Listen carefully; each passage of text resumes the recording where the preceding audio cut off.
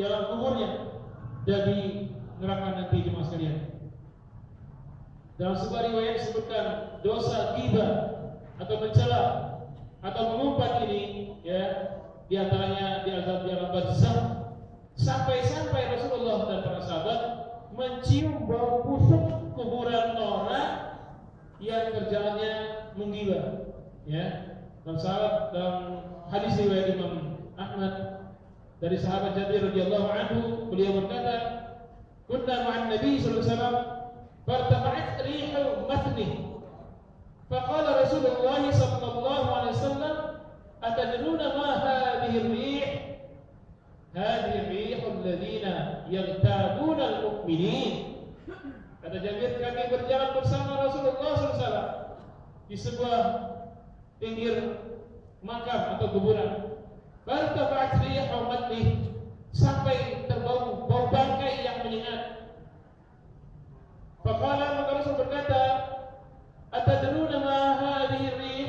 Apakah kalian tahu bau apa ini? Rasul menjawab, "Hadhihi rih," ini adalah bau busuk ya, bangkai alladzina yaghtabuna al-mu'minin, orang-orang yang kerjaannya menggosipi, menggibah orang-orang yang beriman. Itu orang hidup mencium bau bangkai. Sedangkan orang yang berbuat ghibah itu, maka azab kuburnya adalah mulutnya akan jadi objek azab di alam barzakh. Maksudnya apa bentuknya? Yaitu mulutnya akan disorok ya. Ada seperti pemukul dari besi, baseball ya. Tapi ini dari baja. Sekitarnya duri-duri seperti durian, tapi dari baja juga. Kemudian ya ditusuk ke mulutnya sampai ke dalam tenggorokannya, diputar, dicabut lagi sampai tercabut semua gigi-giginya, semua tulang rahangnya terlepas. Begitu seterusnya sampai hari kiamat. Saking besarnya dosa orang yang menggibah. Detailnya tentang ghibah ini ya, tentang riba dengan terang-terangan dan tentang riba dengan isyarat ini sudah saya sampaikan pada pertemuan yang lalu. Kemudian kita lanjutkan pada ayat yang kedua. Alladzi jama'a malahu wa 'addada. Orang-orang yang suka mengumpat dan mencela itu adalah alladzi orang yang jama'a selalu menghimpun, mengumpulkan mal, harta, wa 'addada, dan selalu menghitung seperak demi seperak itu. Dia hitung penambahan rekeningnya, dia hitung. Apa munasabahnya? Apa kaitannya antara ayat 1 dan ayat 2? Bahwa si pengumpat yang dicela yang akan masuk ke dalam lembah wadin fi jahannam, lembah neraka jahanam atau namanya wail itu, apa kaitannya dengan orang yang menumpuk harta? Jemaah sekalian, setiap ayat dalam Al-Quran saling keterkaitan. Setiap surat saling keterkaitan. Tidak ada ayat yang terpisah. Jadi kalau ayat ya itu seperti ini lingkaran. Misalnya di sini Al-Baqarah, lalu di atasnya Al-Fatihah, ya Al-Baqarah, Ali Imran. Ini selalu bersambung, ya An-Nisa, Al-Maidah, terus begitu. Nah di dalam satu lingkaran ini ayat-ayat itu ayat 1, 2 itu saling berkaitan. Ini namanya munasabatul ayat atau munasabatul surah. Sehingga nanti utuh ketika di sini Al-Fatihah, dia akan saling terkait dengan di sini ada An-Nas. Inilah Al-Quran. Nah kalau ada orang bilang ayat 1 tentang mengumpat, mendapat neraka jahanam, sebuah lembah di neraka jahanam, apa kaitannya dengan menumpuk-numpuk harta? Sangat keterkaitan. Jadi mas sekalian, orang yang suka mencela orang lain, orang yang mengumpat orang lain, itu penyebabnya adalah karena memiliki ya materi berlebih dari yang lainnya, sehingga mulailah dia memamerkan kekayaannya. Ketika dia memamerkan kekayaan itu, dia membanding-bandingkan antara yang dia miliki dengan yang orang lain miliki. Coba kira-kira, kalau Anda pakai Ferrari, parkir di tempat parkir, di sebelah Anda ada Rover sama hijab super. Anda parkir di tengah Ferrari, apa yang Anda rasakan? Apa perasaan Anda? Rover. Hah? Iya nggak? Di hati? Benar nggak? Hah? Sebelahnya super. Hah? Ini Ferrari. Nah, itu malah karena harta. Yang di hati itu jemaah sekalian tidak dicatat sebagai dosa. Di hati dia. Tapi ketika Anda ucapkan, jadilah dia humazah dan lumazah. Oke? Ya, kejelekan hati itu belum dicatat sebagai dosa, tapi kalau dia sudah diaplikasikan dalam bentuk amal lisan atau amal perbuatan, maka jadilah dia sayyi'atan kamilatan, satu dosa. Berbeda dengan kebaikan. Anda berniat baik di hati, belum Anda lakukan, maka Anda mendapat hasanatan kamilatan, satu pahala yang sempurna. Baru ada niat di hati, itu kebaikan. Tapi kalau kebaikan itu sudah Anda aplikasikan, maka Anda akan dapat pahala ya bi asyri amsalihha ila sab'inatin hasanatin. Lipat ganda dari 10 pahala sampai 700 kali lipat pahala. Nah, itu kebaikan yang ada di hati. Nah, orang-orang yang menjaga lisannya, artinya dia memanage hatinya, jangan sampai lisan itu bicara yang tendensinya humazah dan lumazah. Maka ketika dia sanggup menjaga lisan, setiap fenomena yang ditemukan ada terbersih di hatinya, dia jaga lisannya, dia jaga, walaupun di hati sudah muncul, maka ketika tidak diamalkan amal buruknya, dia selalu memproduksi pahala. Oke? Nah, lain halnya dengan orang yang merasa telah berlebih dari si harta, dia merasa berlebih, kekurangan orang menjadi pembicaraannya. Bau lu itu sudah humazah. Kalau Anda mencium bau tidak enak dari saudara Anda, panggillah dia, ajak ke belakang. Maaf, nanti kamu malu kalau bau begini. Jangan di depan orang banyak, terus terang di depannya. Ya.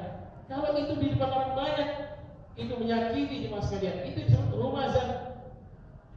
Atau Anda tutup hidung ketika dia lewat, itu lumazah dengan isyarat. Ya, yang terbaik kalau Anda sayang pada saudara Anda, jangan di depan umum menjelek-jelekannya. Kalau karena pakaiannya sudah lusuh, jangan Anda hina. Anda kasih dia pakaian, Anda belikan dia, masukkan ke mall, ambillah, saya bayar. Hah? Jadi dijaga, Islam sangat menjaga. Jadi orang-orang yang menumpuk hartanya, wa'addadah, dan menghitung-hitungnya, bakhil, pelit, sangat pelitnya jemaah sekalian. Dihitung juga. Kalau saya keluarkan ini sedikit, maka berkurang harta saya banyak, padahal dikeluarkan sedikit. Kalau keluar 10.000, berarti berkurang harta saya 10.000. Ya, kalau saya keluarkan 100.000, wah, dari juta tinggal 900.000. Dihitung-hitungnya. Bakhil, pelit. Ciri khas pelit itu sejak zaman Nabi dimiliki hanya oleh orang kafir dan oleh orang munafik. Jadi sifat bakhil, kikir itu hanya dimiliki oleh orang munafik dari zaman dulu. Orang mukmin sejak awalnya terkenal sangat dermawan sejak zaman Rasulullah sallallahu alaihi wasallam. Bahkan untuk dirinya pun tidak. Kaum muslimin itu dengan harta itu tidak berlebih-lebihan. Bagi Rasulullah SAW seorang pedagang sejak usia 8 tahun, ikut paman beliau sampai usia 13 tahun, mengambil bisnis sendiri dan merger pada usia 25 tahun dengan Ibunda Khadijah radhiyallahu anha. Merger bisnisnya, merger orangnya. Coba, berpuluh-puluh tahun dagang tidak pernah rugi. Ya, Rasulullah bisnis tidak pernah rugi. Lalu pertanyaannya, Pak, sekaya apa Rasulullah? Amat sangat kaya, luar biasa. Tapi pertanyaan, kemana harta yang banyak itu? Belum lagi kalau dihitung dengan harta rampasan perang, ghanimah. Itu hukum perangnya 1/5 dari ghanimah itu untuk Rasulullah. Dan menang perang itu lebih dari 80 kali. Rampasan perangnya luar biasa banyaknya. Kemana semua harta itu? Hah? Kemana? Apa Rasul nikmati sendiri? Tidak, Mas sekalian. Bahkan Anda sering dapatkan kisah masyhur bagi Rasulullah ketika bangun, di pipinya ada sungai-sungai ya, jejak bekas pelepah kurma. Bukan kasur empuk, ke pelepah kurma. Lalu pertanyaannya, kemana untuk bisnis Nabi yang berpuluh-puluh tahun? Kemana harta ghanimah rampasan perang yang beliau selalu jatah untuk beliau ghanimah? Kemana? Ila sabilillah, untuk jalan Allah semuanya, untuk fakir miskin, untuk perkembangan Islam. Bahkan saking kedermawannya Rasulullah sekalian, setiap kali dapat harta rampasan perang, misalnya Rasul mendapatkan bermil-mil tanah yang luas karena 1/5 itu, dengan pohon kurma dan anggur yang sangat ranum. Di dalamnya ada binatang-binatang ternak yang sangat gemuk-gemuk, onta yang beratus-ratus ekor. Di dalamnya ada domba yang beratus ekor juga, kuda yang banyak, semuanya ada. Ketika Rasul baru mendapatkan bagiannya 1/5 dari harta rampasan perang, sampai sehebat itu hartanya. Ketika beliau senang memandang-mandang kuda-kuda yang berlarian, onta yang sedang diperah susunya, domba yang sedang memakan rumput, datanglah di antara para sahabat yang baru misalnya, ya, katanya, ya Rasul, alangkah indahnya tanah lapang luas ini dengan segala macam pohon dan banyak aneka macam binatang ternak. Sejuk sekali melihatnya. Apa kata Rasul?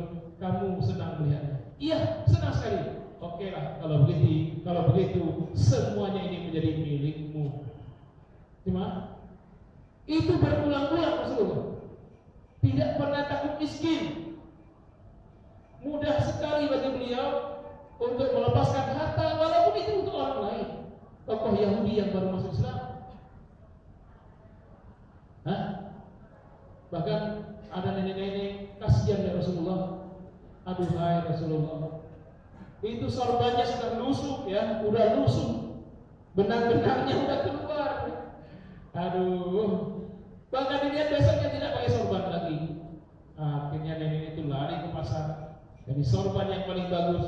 Ya, ini hadiah buat engkau. Alhamdulillah, Rasul pun menerimanya.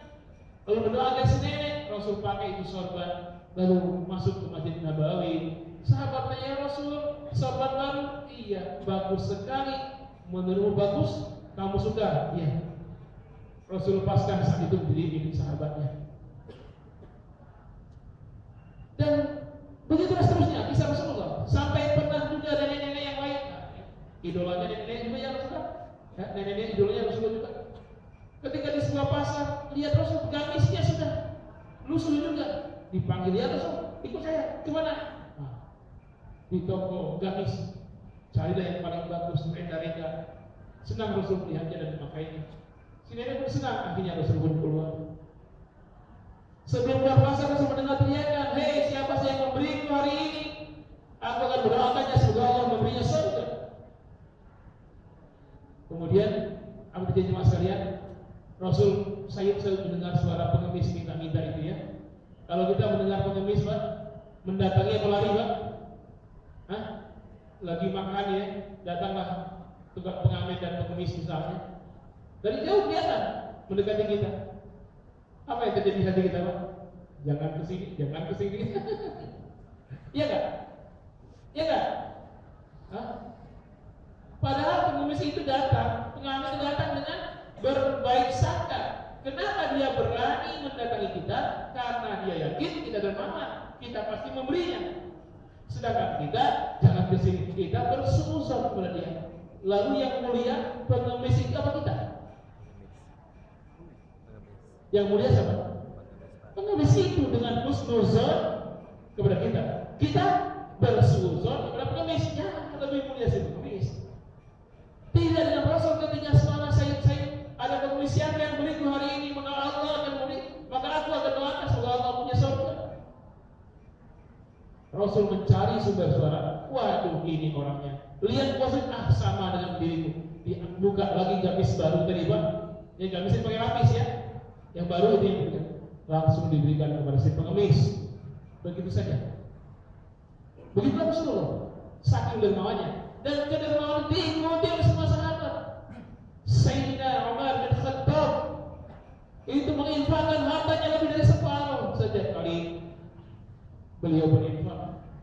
Sayyidina Utsman bin Affan ya menginfakkan hartanya setiap saat, separuh hartanya, separuhnya harta Sayyidina Utsman itu luar biasa banyaknya. Bahkan Sayyidina Abu Bakar As-Siddiq menginfakkan fisabilillah semua hartanya untuk tegaknya Islam ini, untuk takmirnya agama ini.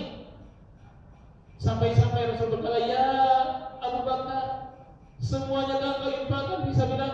Iya, semuanya Rasul. Lalu apa lagi yang kau miliki Abu Bakar? Kata Abu Bakar, saya masih mempunyai Allah dan Rasul. Kemudian Rasul merangkul Sayyidina Abu Bakar, ya Abu Bakar, anta ma'i fil jannah, anta ma'i fil jannah, anta ma'i fil jannah. Ya Abu Bakar, engkau bersamaku di surga, engkau bersamaku di surga, engkau bersamaku di surga.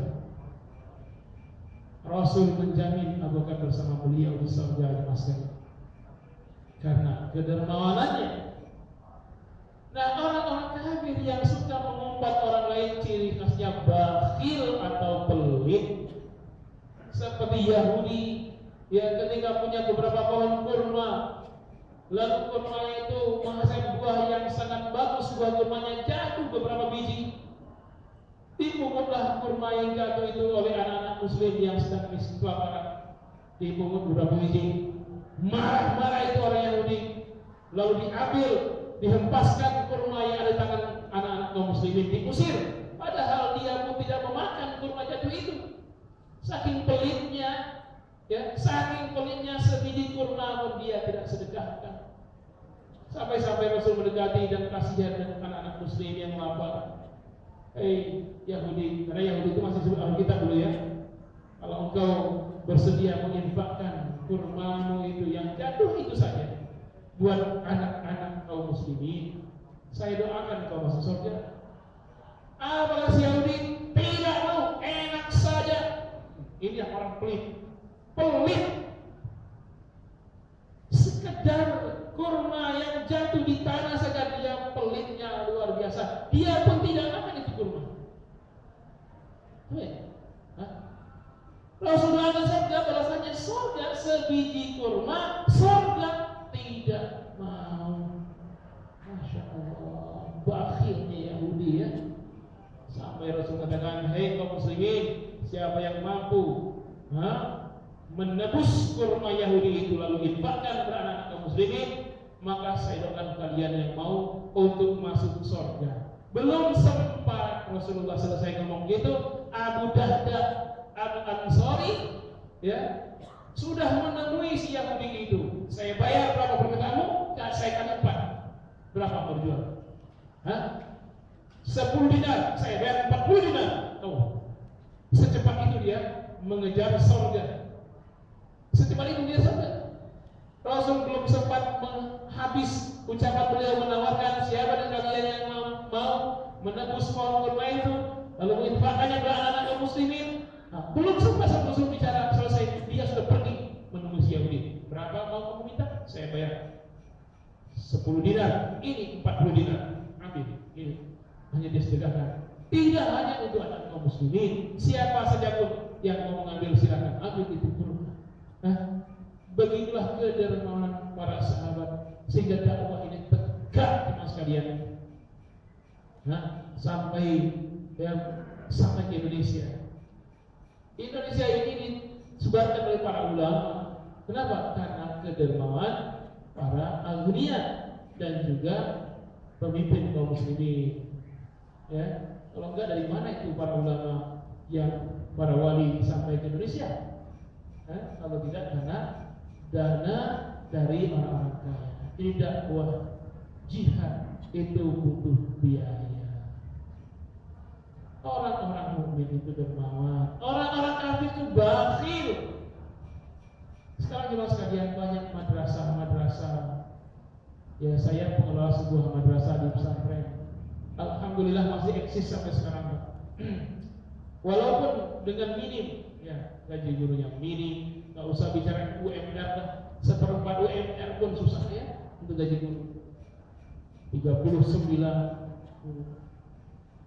Banyak dakwah itu terhambat karena biaya yang kurang dia.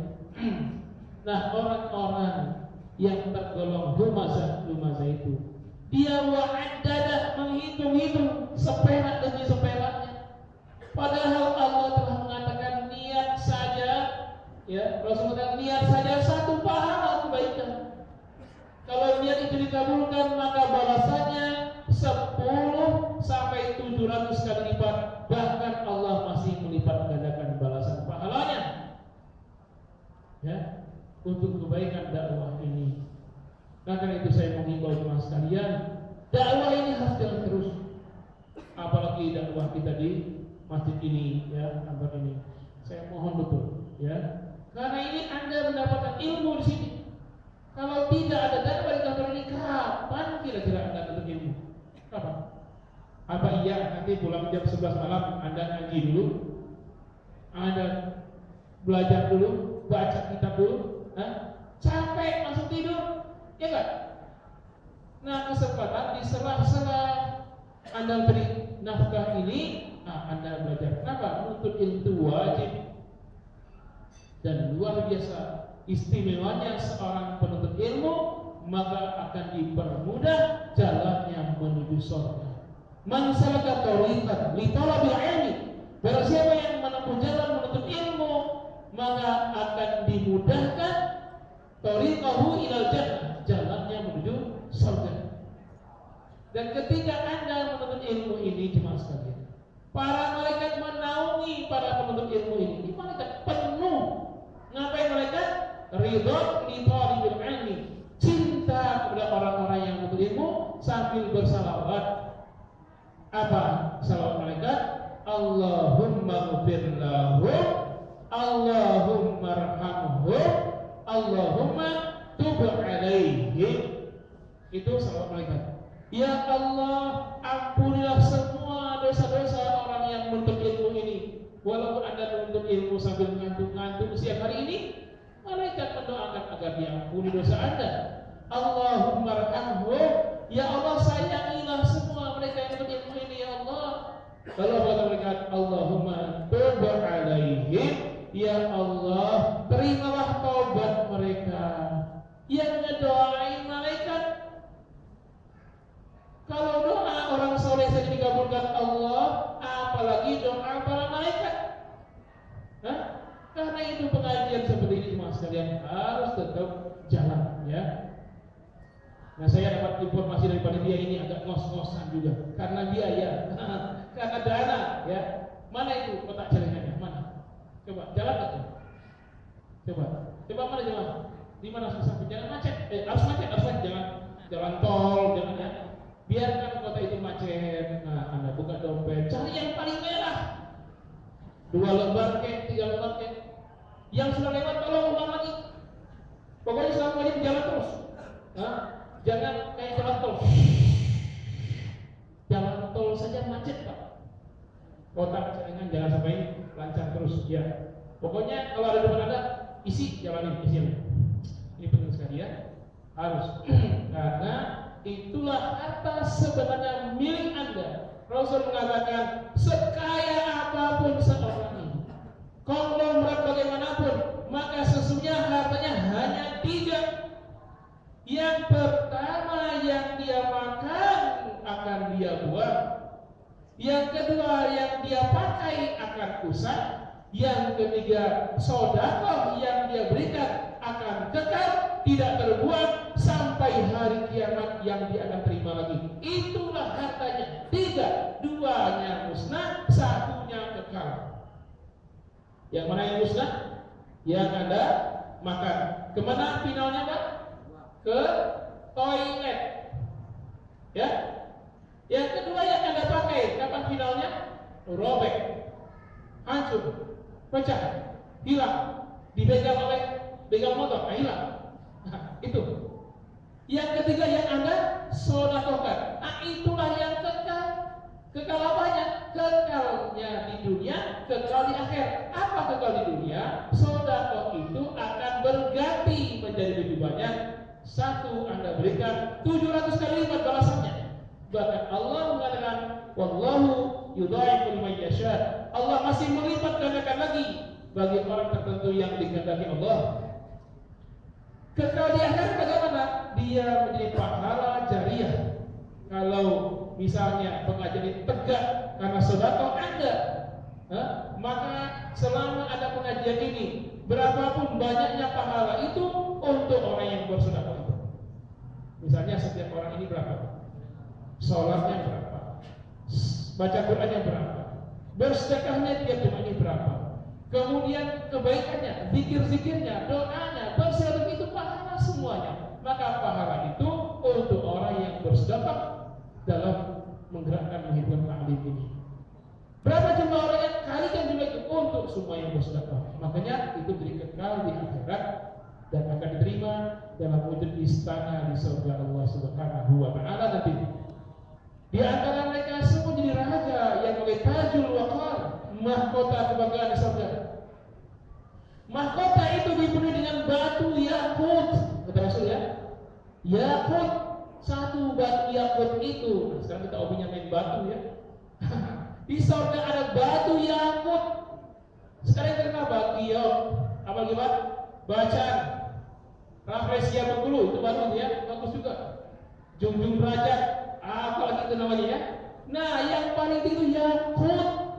Batu yakut itu yang mengitari tahta seorang penghuni surga, yang tahta itu dipenuhi dengan batu yakut. Satu batu yakut itu khairun minad dunia wa ma fiha, lebih mahal dari seluruh dunia ini, dari seluruh bumi ini dan semua isinya. Satu bijinya itu. Siapa yang tidak mau? Sekarang orang cari batu sampai kemana-mana, ke dalam hutan segala macam. Berinfak fisabilillah, Anda akan dapat mahkota kebanggaan dipenuhi dengan batu yakut. Sekarang ada batu yakut, jamrut ada ya. Jamrut itu nama pemain musik, nama batu juga. Nah, dengan boleh kaya raya, bukan tidak boleh, tetapi jangan menjadi fitnah. Kaya raya itu menjadikan kita segera ke surga. Nah, termasuk orang-orang yang mencaci mencela ini hobinya karena memamerkan hartanya. Dia kumpulkan hartanya, dia bakhil luar biasa, dihitung-hitung Mas sekalian. Kalau saya keluarkan, dia pakai rumus matematika.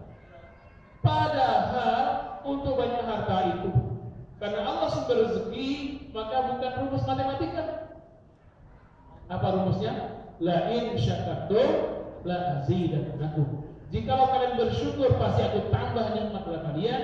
Wa la in kafartum inna azabi lasyadid. Kalau kalian kufur, azabku amat pedih. Jadi Bapak ingin apa sekarang? Jadikan amal soleh Bapak itu sebagai wasilah untuk mendapatkan hasil apapun. Asalkan Anda minta kepada Allah, boleh. Sekarang mau apa? Saya mau naik jabatan, saya mau beli rumah. Nih, gaji sebulan cuma 2 juta, tapi ingin beli rumah, logis nggak? Kalau pakai rumus matematika nggak logis. Kalau pakai rumus matematika, rumus Allah itu logis. Ya Allah, saya ingin 500.000, saya ingin rumah. Maka Allah akan mewujudkannya. Kenapa? Dikalikan 700 kali lipat, atau bahkan lebih besar dari itu. Wallahu yudha'ifu liman yasha, masih dibanggakan. 500.000 kali 700 berapa Pak? 350 juta. Itu kalau rumusnya 700 kali lipat. Kalau rumusnya wallahu yudha'ifu liman yasha, unlimited, sesuai keinginan. Ini kesan saya terjadi ketika seorang kiai bikin pesantren, rajin infak, padahal nggak ada dana untuk bikin pesantren. Di Madura informasinya, ternyata batunya itu ditawar orang. Jadi Pak pesantren itu lantai 3. Batunya itu dari neneknya, dari kakeknya, dari ayahnya, nggak tahu itu. Sekarang bikin pesantren dari batu. Itu terjadi. Kiai ini dermawan nih, sangat dermawan. Dan dia tidak pernah minta dengan ini nanti dapat dibayar orang. Enggak. Tahu-tahu orang lihat batunya, Pak Kiai ini. Berapa pakai minta saya bayar? Nah, kata dia, ya udah saya ingin pesantren 3 lantai. Jadi 3 lantai. Ini karena Allah semua wasilah lewat amal soleh. Jadi beramallah. Setelah itu ada berdoa lewat wasilah amal soleh. Boleh. Yang tidak boleh wasilah lewat arwah orang meninggal, makam, keramat itu tidak boleh. Ya. Baik, ini barangkali pertanyaan sampai sini ayat 2 ya. Ayat 2. Ada pertanyaan? Silakan. Ada sudah paham semua? Ini kotak amalnya berhenti kayaknya, nggak jalan ya? Nah, jalanin terus Pak. Mulai. Silakan. Ada? Ini mic-nya.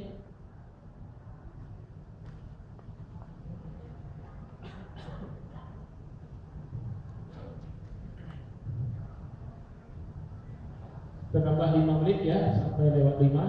Ada pertanyaan?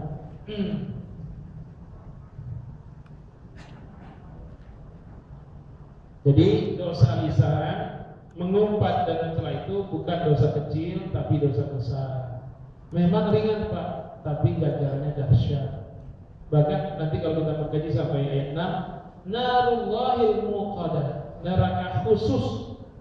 Narullah neraka Allah, padahal semua neraka itu milik Allah. Tapi untuk hukumah khusus neraka itu disebut narullah, neraka Allah al-muqadah, yang dinyalakan terus apinya. Khusus tidak masuk ke dalamnya kecuali orang yang berdosa lisan. Hutomah namanya. Hutomah itu asalnya haqomah, meremukkan. Nah, itu. Jadi kalau Bapak beli lontong sayur Padang pagi-pagi itu, nanti ada kerupuk merah. Gitu ya.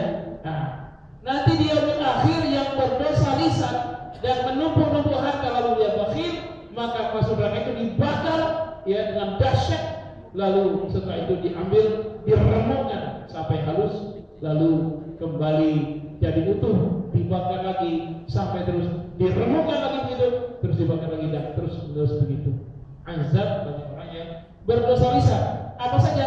Dosa riba, dosa mencela, dosa mengumpat, dan dosa dusta, berbohong. Itu akan diazab dengan neraka khusus yang berbeda dengan neraka yang lainnya bagi pelaku maksiat. Jangan sampai kita termasuk di antaranya ya. Jadi ternyata Al-Humazah ini satu kali pertemuan satu ayat ya, saking mengerikannya ya kalau kita menyimak maknanya. Baik, ada? Kalau tidak ada, dicukupkan ya. Karena keterbatasan waktu, mudah-mudahan kita bisa memahaminya walaupun sedikit, tetapi ini cukup untuk memberikan nasihat kepada kita lalu memperbaiki amaliyah kita. Wabil khusus nasihat buat saya sendiri dan kita semua. Semoga Allah memberikan kita jalan terang, jalan lurus sehingga setiap titian amal kita, langkah kita terisi dengan langkah-langkah yang mendekati surga, bukan menjauhinya. Insya Allah kita ikuti kajian ini pada 2 Kamis yang akan, karena Kamis depan bukan jadwal saya, Kamis yang akan insya Allah saya. Kita lanjutkan ayat ini, atau setiap bulan ada sekali tematiknya. Tematik yang sudah kita bahas adalah sakaratul maut. Sudah. Insya Allah tematik berikutnya adalah tentang alamul barzakh wa ni'matuhu wa adabuhu, alam kubur, nikmatnya dan azabnya. Mudah-mudahan kita diberi Allah kesempatan, diberi waktu untuk mengkaji tema-tema tersebut. Terima kasih atas perhatiannya dan mohon maaf dalam manapun. Subhanallahumma bihamdika asyhadu an la ilaha illa anta astaghfiruka wa atubu ilaik. Walhamdulillahirabbil alamin. Wassalamu alaikum warahmatullahi wabarakatuh.